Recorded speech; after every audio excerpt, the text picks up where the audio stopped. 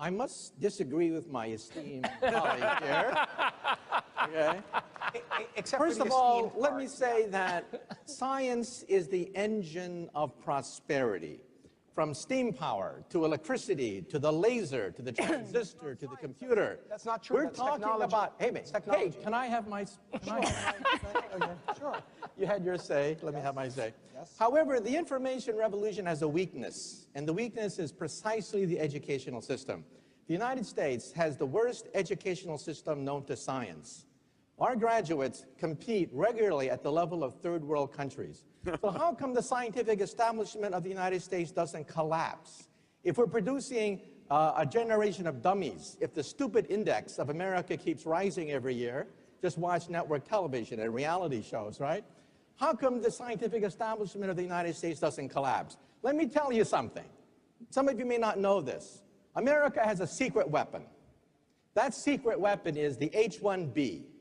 Without the H-1B, the scientific establishment of this country would collapse. Forget about Google. Forget about Silicon Valley. There would be no Silicon Valley without the H-1B. And you know what the H-1B is? It's the genius visa, okay?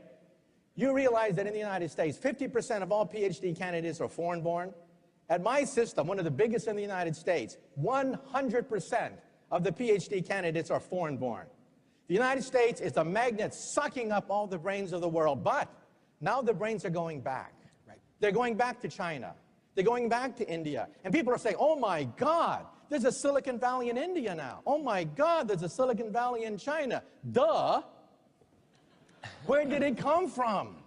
It came from the United States. So don't tell me that science isn't the engine of prosperity. You remove the H-1B visa and you collapse the economy. In Wall Street Journal, editorialized against a congressman who wanted to ban the H-1B, saying they'll take jobs away from the American people.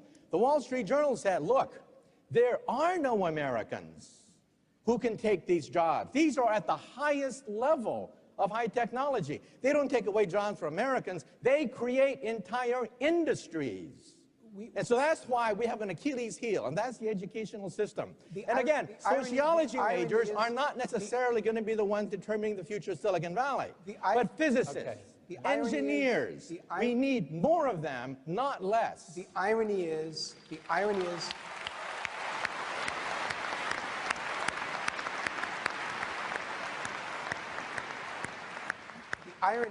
I agree with the immigration issues, what you're saying, and I'm at a school, of course, and Peter's a graduate of a school where indeed immigration. Your school wouldn't exist without the H-1B. Of course, but I'm not. We've got to get back to the future of business. But hold on a second. I'm not. No. I'm not arguing against an H-1B. I completely agree with this issue, and the point on the future of business that he's making, which is very, very important, is the nature of human capital.